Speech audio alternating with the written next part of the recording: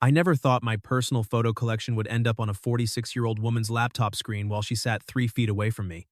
But here I was, watching her eyes widen, watching her lips part, watching her look at me like she was seeing me for the first time. The photos weren't explicit, but they told a story, a very specific story about the kind of woman I found beautiful, and she fit every single detail. That moment changed everything. But I'm getting ahead of myself. Let me go back to 2 weeks earlier, to the moment I should have walked away. 2 weeks ago, I was just the IT guy, 29 years old, 3 years out of a relationship that ended when my ex told me I had no ambition. Turns out pursuing your passion in graphic design translates to broke and aimless in adult speak. So I took a corporate IT job at a marketing agency downtown. Paid the bills, kept me busy, made my parents stop asking when I'd get a real career, made me feel dead inside. But it was fine. Everything was fine. Then Diana Castellano's laptop crashed. Diana Castellano, creative director. The woman who made every room feel smaller just by walking into it. Not because she was loud. She wasn't. It was the opposite. She had this quiet authority that made people lean in when she spoke, made them want to impress her. Made me want to impress her. Mid-40s. Maybe 46. Dark hair that fell past her shoulders with silver threads running through it like veins of platinum. The kind of silver that looked intentional. Elegant. Not something to hide, but something to own. She wore tailored blazers that fit like they were made for her body, which they probably were. And she had these eyes. Dark brown. Almost black. The kind that saw right through you. I'd been watching her for 6 months. Not creepy stalker watching. Just noticing. The way you notice a painting in a museum, you can't help but look. You want to memorize every detail. The way she tucked her hair behind her ear when she was concentrating, always the left ear, never the right. The way she took her coffee, black with 1 sugar, never milk. The way she said good morning in the elevator, not the corporate automatic kind, but like she actually saw you, like you were a person worth acknowledging. Yeah, I had it bad. Her assistant called me at 4:15 on a Friday afternoon. Panic in her voice. Diana's laptop had frozen during a client pitch presentation. Blue screen of death. Everything gone. Client deadline Monday morning. Could I come fix it? Now? Immediately? I grabbed my toolkit, took the stairs to the executive floor, told myself to be professional. It's just a laptop. Just another user error. Just another person who forgot to back up their files. But when I knocked on her office door and she said, "Come in," my hands were shaking. She looked up from her desk, ran both hands through her hair. Frustrated, exhausted, a thin line between her eyebrows.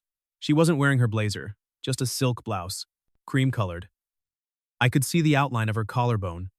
I forced myself to look at her face. "Thank God you're here," she said. Her voice was lower than usual, rough around the edges, like she'd been talking for hours. "Please tell me you can save this. I have 3 weeks of work on that laptop, and if I lose it, I'm going to throw myself off the balcony." "Let's not do that," I said. Tried to smile, tried to sound confident. "I'll take a look." She stood, gestured to the laptop on her desk. I sat down in her chair. It was still warm from her body. The leather smelled like her perfume. Something expensive. Something with notes of jasmine and sandalwood, and something darker I couldn't name. Something that made my pulse quicken. I opened the laptop, ran diagnostics. The hard drive had corrupted, but the data was still there. Recoverable. I just needed to pull everything onto an external drive, rebuild the operating system, reinstall her software. It would take time, 3 hours minimum. Maybe 4. "How long?" she asked. She was standing behind me now, close enough that I could feel the heat of her. 3 hours. Maybe 4. She checked her watch, a delicate silver thing on her left wrist, sighed. "I have dinner plans at 7 with my daughter. But this is more important. Can you stay late?" "Yeah." "Of course. I'll order us food. You like Chinese?" "Us," she said, "us," like we were a team. Like this was something we were doing together. Not just me fixing her computer while she waited. My throat felt dry. "Chinese is great." "Good. I'll be back in 20 minutes. I need to make some calls." She left. The door clicked shut. I exhaled. Started the recovery process. Plugged in my external drive. Began pulling her files, documents, presentations, spreadsheets, client proposals, photos. I watched the progress bar crawl across the screen. 15%, 20%. Then I saw it. A folder labeled Inspiration. I hesitated. This was technically part of the recovery. I needed to make sure everything transferred correctly. That's what I told myself. That's the lie I chose to believe. I opened it. Photos. Hundreds of them. Art, architecture, fashion editorials, magazine spreads, color palettes, typography samples, and portraits. So many portraits. Women. All different. Different faces, different backgrounds, different styles. But there was a pattern. A very specific pattern. Older women. Late 30s? 40s? 50s. Not the retouched magazine kind. Real women. Women with laugh lines and crow's feet and silver hair, and the kind of beauty that came from living. From experience. From not caring what anyone thought anymore. The kind of beauty that took decades to earn. The kind of beauty Diana had. My mouth went dry. My heart hammered. This was her aesthetic inspiration. The women she admired. The kind of beauty she valued. And it matched. Perfectly. Because I had a folder just like this. On my personal computer at home. Except mine wasn't labeled Inspiration. Mine was labeled Reference. And it wasn't about aesthetics. It was about desire. I closed the folder, tried to focus on the recovery, but my hands were trembling. An hour later, she came back, carrying 2 bags of takeout. The smell of garlic and ginger filled the office. She set everything on the conference table by the window. Unpacked containers, handed me chopsticks. I got a little of everything, she said. I didn't know what you liked. We ate in comfortable silence. The city lights flickered on outside. The office was quiet. Everyone else had gone home. It was just us. She asked about the laptop.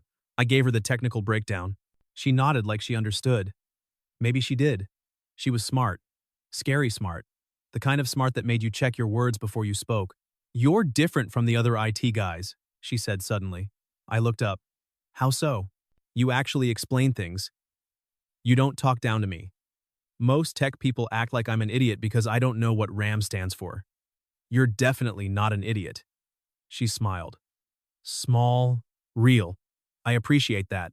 We went back to eating. But something had shifted. The air felt thicker. Charged. Like before a thunderstorm. She poured herself a glass of wine from the bottle she kept in her office bar. Offered me one. I said yes. It felt less like work now. More like something else. Something I was afraid to name. Can I ask you something? I said. Of course. That folder. On your laptop.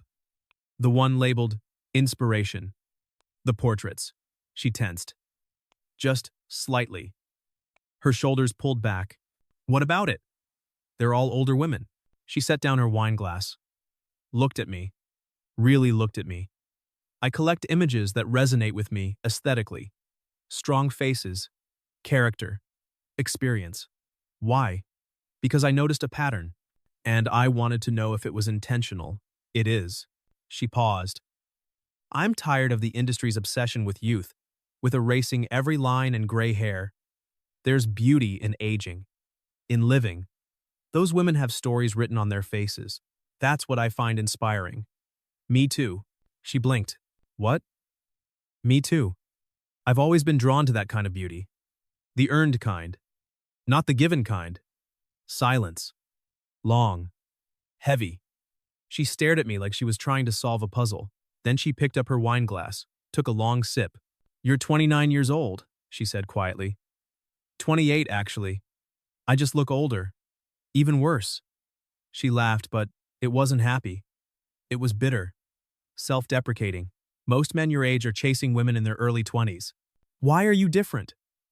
I could have deflected, made a joke, changed the subject, but the wine had loosened something in me. And I was tired.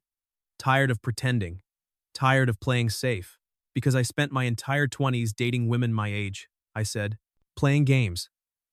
Pretending to be someone I wasn't. pretending to care about things I didn't. And I'm exhausted. I want someone real, someone who knows who they are, someone who doesn't need me to validate them. Someone like you. Her eyes widened, her lips parted. For a moment, she didn't move, didn't breathe. Then she stood abruptly, walked to the window, looked out at the city. I couldn't see her face, but I saw her shoulders rise and fall, saw her hand come up to her throat, touch her collarbone.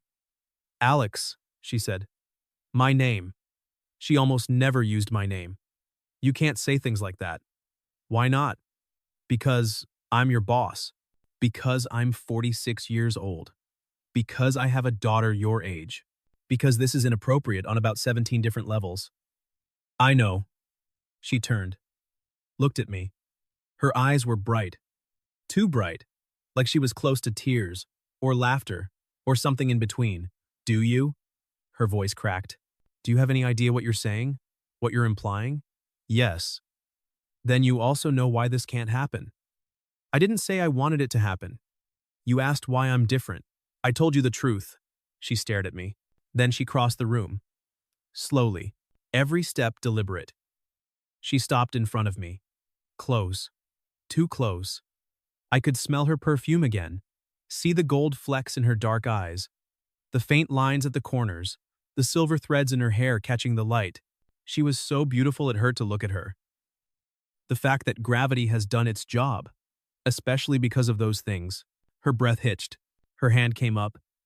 Hesitated in the air between us. Then she touched my face. Just fingertips. Tracing the line of my jaw. My skin burned where she touched. This is insane, she said. I know. We could both lose our jobs. I know. My daughter.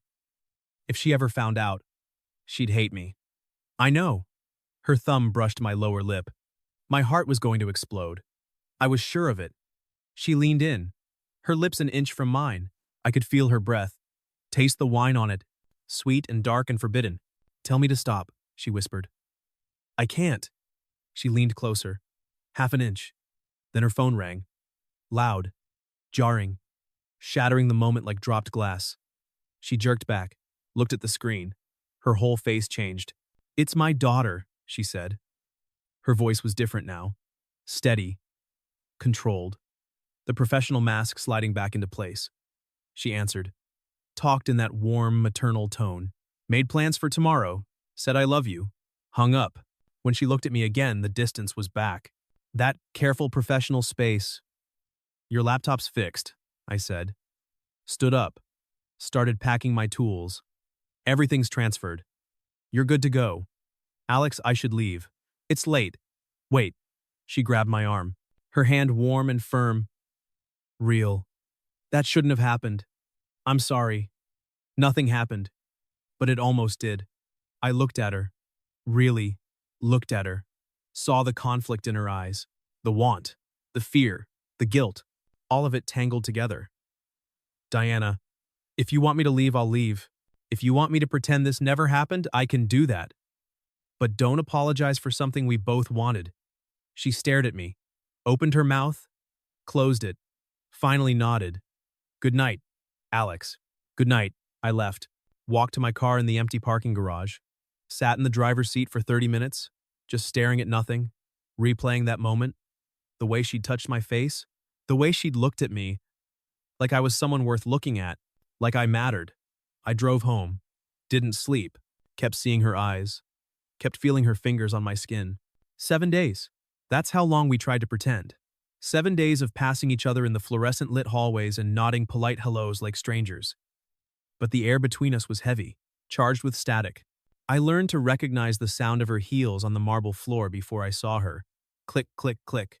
A rhythm that made my heart stutter. Made me look up from my desk, made me hold my breath until she walked past. She never looked at me. Not directly, but I felt her awareness. The way you feel someone watching you in a crowded room. The Tuesday after the laptop incident, I was in a meeting. Boring status update. 20 people around a conference table. I was sitting near the back, taking notes, pretending to care. Then she walked in. Late. Apologizing. She sat across from me, 2 seats down. For 45 minutes, I couldn't focus on a single word anyone said. I could only focus on her. The way she took notes with her left hand, the way she asked sharp, precise questions that made people scramble, the way she tucked her hair behind her left ear. That habit I'd memorized. Twice our eyes met across the table, just for a second. But it felt like falling, like missing a step in the dark. She looked away first both times. But I saw it. That flicker, that recognition, that same awareness I felt. Wednesday, she defended me. We were in the break room. I was making coffee. My manager walked in, started complaining about the server migration I'd planned. Said it was taking too long, too complicated. Why couldn't I just do it the simple way? I was explaining the technical reasons when Diana walked in, listened for 10 seconds, then cut in. Actually, Mark, the way Alex is doing it is the correct way. The simple way would cause data loss. I'd rather wait an extra week than lose client files. Wouldn't you? My manager stammered. Agreed. Left. Diana poured herself coffee. We were alone. She added 1 sugar. Stirred. The spoon clinked against the ceramic. A sound I'll remember forever. Thank you, I said. You were right. He was wrong. I don't like when people get blamed for doing their job correctly. She walked out, left me standing there, heart hammering. The coffee tasted like nothing. Thursday night at 11:30, I got a text. Unknown number. But I knew. I knew before I opened it. Are you awake? I stared at the screen for 2 minutes, debating, knowing this was a line, knowing I should ignore it, delete it, pretend I never saw it. I typed back, yes. 3 dots appeared. Disappeared. Appeared again. Finally, I can't stop thinking about what you said. About wanting someone real. My hands were shaking. I meant it. I believe you. That's the problem. Why is that a problem? Because I can't stop thinking about you either. And I should. This is so inappropriate. You work for me. You're 17 years younger than me. I should be the adult here. I should shut this down. But I can't. I read it 5 times. My heart was going to break through my ribs. What do you want to do? I typed. Dots appeared. Disappeared. 3 minutes of nothing. Then, I don't know. But I know I want to see you. Not at work. Somewhere else. Is that crazy? Probably. But will you? I should have said no. Should have been the responsible one. Should have protected both of us from what was coming. But I didn't. Yes. When? Friday. After work. There's a wine bar on Wabash. Small. Dark. No one from the office goes there. 8 p.m.? I'll be there. Alex, if you change your mind, I'll understand. I won't change my mind. Okay. Good night. Good night, Diana. I didn't sleep that night either. Friday dragged. Every hour felt like 3. I watched the clock. Refreshed my email obsessively. Saw her once in the hallway. We didn't speak. But she looked at me. Really looked at me. And I saw it. That same want. That same fear. That same reckless hope. At 7:45, I left the office. Drove to Wabash. Found the wine bar. Small, dark, intimate. Exactly like she described. I got there early. Ordered a glass of red. Sat in a corner booth. Waited. At 8:03, she walked in. I saw her before she saw me. She was wearing jeans, a silk blouse. Her hair down. No blazer. No armor. She looked vulnerable. Human. She scanned the room. Found me. Smiled. That small private smile I'd seen before. She walked over. Slid into the booth across from me. Hi, she said. Hi. I wasn't sure you'd come. I said I would. I know. But people say a lot of things. The waiter came.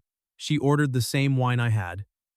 We sat in silence until it arrived, both of us trying to figure out how to start. What to say. How to cross this bridge we'd been standing on for a week. I've never done this before, she said finally. Done what? This. Whatever this is. I've been married twice. Divorced twice. I've dated. But I've never felt like this. Like I'm 17 again and sneaking out past curfew. It's terrifying. I'm terrified too. She looked at me. Really looked at me. Why? You're young. You could date anyone. But I don't want anyone. I want you. Her eyes shimmered.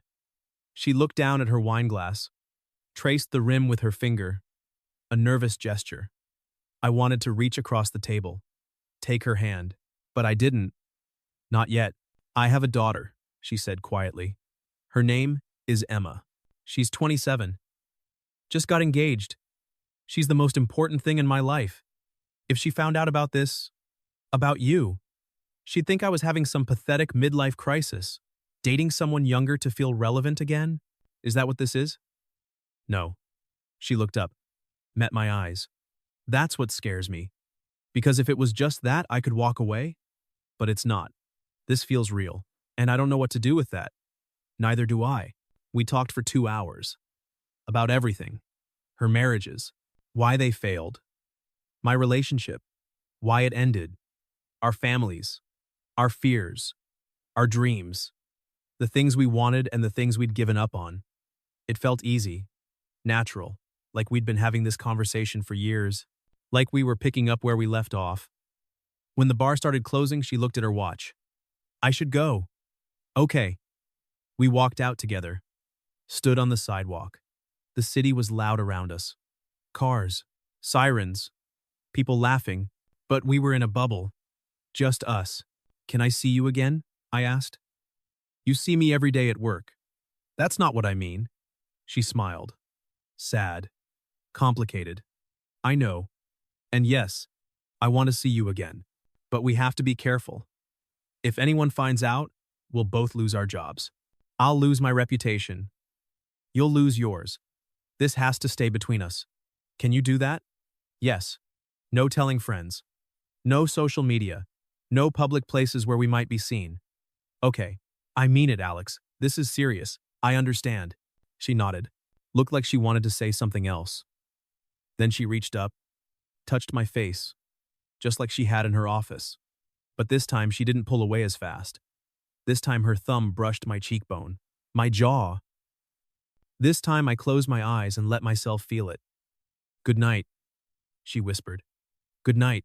She got in her car, drove away. I stood on the sidewalk for 10 minutes, touching the place where her hand had been, knowing I was in too deep, knowing I didn't care. We met 3 more times over the next 2 weeks. Always at different places. Always carefully. Coffee shops in neighborhoods where no one knew us. A museum on a Tuesday afternoon. When she took a long lunch. A bookstore near her apartment where we pretended to browse separately but whispered to each other between shelves. Every meeting felt stolen. Precious. Like something that could shatter if we breathed too hard. We didn't touch. Not really. Just accidental brushes. Her hand grazing mine when we both reached for the same book. Her shoulder bumping mine when we looked at a painting. Small moments, but they burned. Then, she invited me to her place. Thursday night. Late. After her daughter had gone home from dinner. She texted me the address. Said to park in the guest spot. Use the side entrance. Be discreet. I drove there in a daze. Parked. Took the elevator up. Knocked on her door. She answered in seconds. Like she'd been waiting by the door. She was wearing jeans and a soft gray sweater. Barefoot. Hair down and slightly damp like she'd just showered. No makeup. She looked younger. Softer. More vulnerable. More beautiful. Come in, she said. Her apartment was everything I expected. Warm. Elegant. Lived in but carefully curated. Books everywhere. On shelves. On tables. Stacked on the floor by the couch. Art on the walls. Abstract pieces. Bold colors. A kitchen that smelled like garlic and something herbal. Rosemary, maybe. I made pasta, she said. I hope that's okay. I wasn't sure what you liked. Pasta's perfect. We ate at her dining table, candles flickering between us, wine glasses catching the light. We talked about work. About the things we couldn't say at the office, about how hard it was to pretend, to see each other every day and act like strangers. After dinner, we moved to the couch. Sat close but not touching. The space between us felt electric, humming with tension. I could feel the heat of her next to me. Smell her shampoo. Something clean and floral. She turned to face me, tucked one leg under her. We were close now. So close. I need to tell you something, she said. Okay. I'm scared. Of this. Of you. Of what this could mean. I'm scared too. But you're here anyway. So are you. She smiled. Small and sad. I have more to lose. I know. Do you? Her voice was intense now. Raw. I have a career I've spent 20 years building. A daughter who looks up to me. An ex-husband who would love to see me fail. If anyone finds out about this, about us, it will destroy everything. Are you willing to live with that? Yes. Why? Because you're worth it. Her eyes filled with tears. She looked away, tried to hide it, but I saw. I reached out, touched her face, gentle, just my fingertips. She leaned into it, closed her eyes. Alex, she whispered. I'm here. She opened her eyes, looked at me, and I saw it. The moment she decided. The moment she stopped fighting. She leaned in, kissed me. Soft at first. Tentative. Testing. Like she wasn't sure I'd kiss back. But I did. I kissed her like I'd been dying to for weeks. My hands in her hair. Her hands on my chest. The kiss deepened. Grew urgent. Desperate. Like we'd both been holding back for too long and couldn't anymore. We pulled apart. Breathing hard. Foreheads touching. Tell me this is okay, she whispered. Tell me we're not making a terrible mistake. I can't tell you that. But I can tell you I don't care. She laughed. A broken sound. Half sob, half joy. Then she kissed me again. Harder this time. We stumbled toward her bedroom. Fumbled with clothes. She pulled my shirt over my head. I unzipped her jeans. She laughed when we got tangled. When I tripped over the rug. When she couldn't find the lamp. It was clumsy and perfect and real. We fell onto her bed. Made love slowly. Carefully. Like we were both afraid the other might break. Afterwards we lay tangled together. Her head on my chest. My fingers tracing patterns on her bare shoulder. The room was dark except for the city lights coming through the window. What happens now? She asked quietly. I don't know. We can't tell anyone. I know. We can't be seen together in public. I know. This has to stay secret. For both our sakes. I know. She lifted her head. Looked at me. Her hair was a mess. Her eyes were soft. She looked happy. Actually happy. Are you sure about this? About me? I come with a lot of baggage. Everyone has baggage. Not like mine. I have an ex-husband who's a lawyer. A daughter who will probably hate you. Stretch marks and gray hair and all the things society tells women to be ashamed of. I kissed her forehead. I don't care about any of that. You say that now. I mean it. She smiled, kissed me, settled back against my chest. Stay tonight, okay.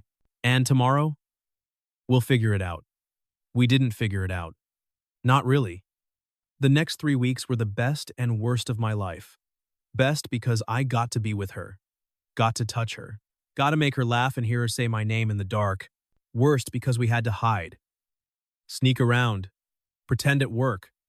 I'd see her in meetings and want to touch her hand. Want to kiss her. Want to tell everyone that she was mine. But I couldn't. We'd pass in hallways and exchange polite nods. Professional smiles.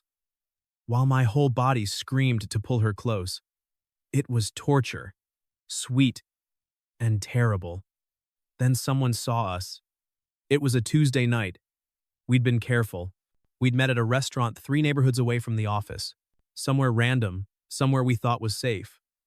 We were leaving, walking to our separate cars. She was laughing at something I'd said. I was smiling. Our hands weren't touching, but we were close. Too close. Then I heard it.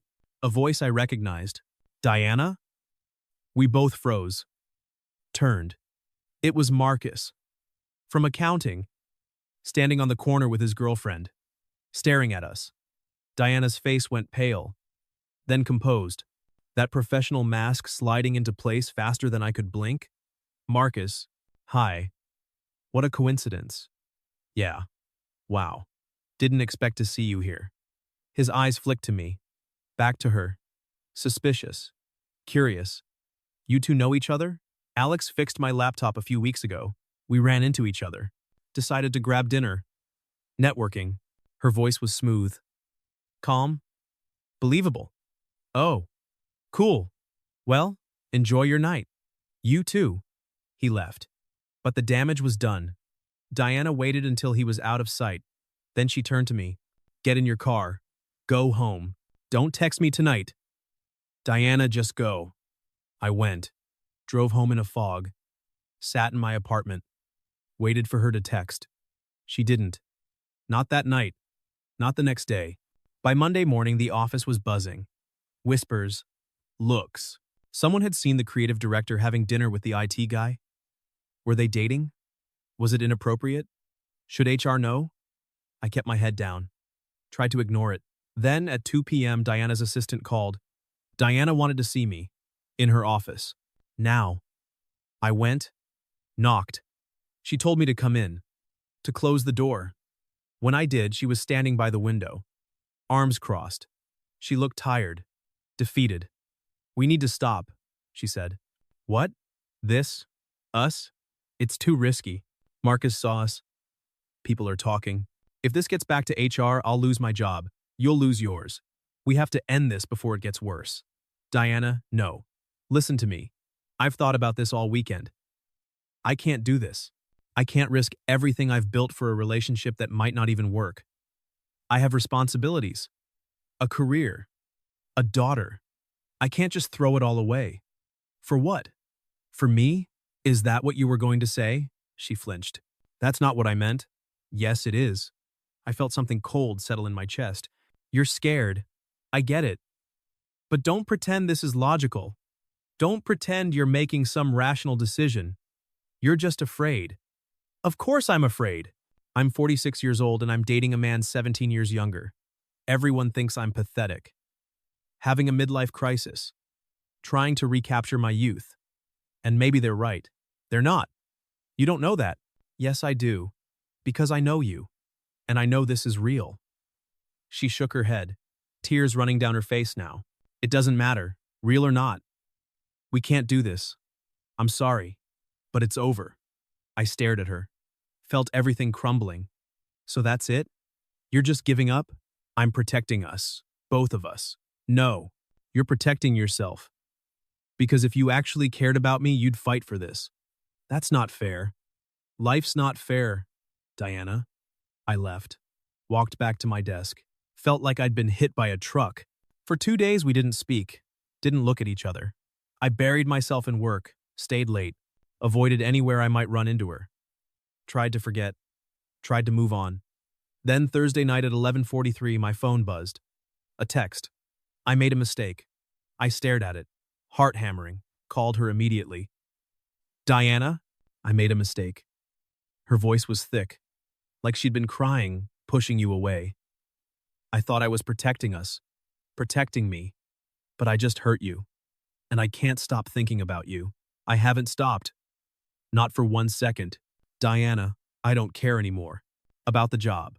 About what people think. About Marcus and the whispers and the judgment. Life is too short.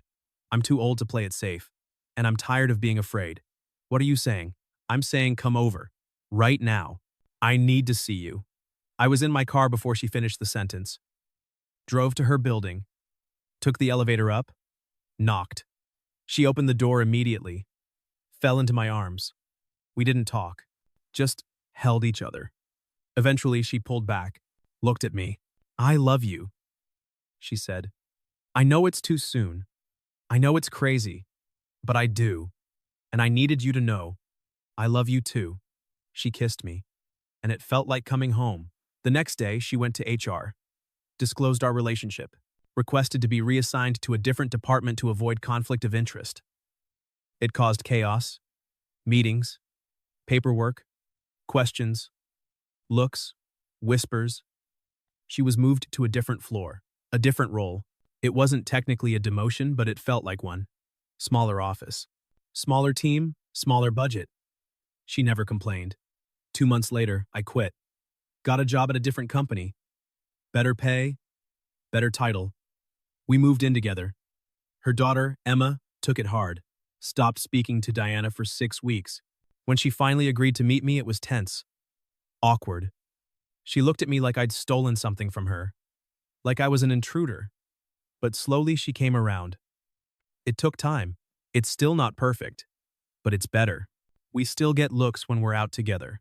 I see people doing the math, seeing the age difference, making assumptions, gold digger, midlife crisis, boy toy. I don't care anymore, because when I look at her, I see everything I want, everything I've been looking for. And she looks at me the same way. 6 months ago, I fixed her laptop, found her inspiration folder, realized we wanted the same thing: beauty that's earned, love that's real. It cost us both more than we expected: jobs, reputations, relationships, privacy. But we're still here, still together, still building something that's ours. Because some things are worth the risk. Some people are worth fighting for. And she's one of them. We both are.